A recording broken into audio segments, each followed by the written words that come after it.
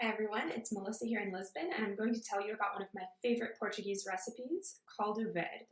So soup is an incredibly important part of traditional Portuguese cuisine, and this is probably the most iconic of all Portuguese soups. Its name literally translates to green broth, and that's because the main ingredient is a dark leafy green like kale. The other key ingredient is chouriço, which is a cured pork sausage that adds a really rich, delicious flavor to the broth.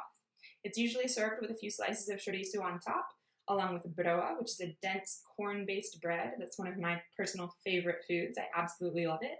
And caldo verde is often made for special occasions, especially during the Santo Antonio celebrations here in Lisbon in June.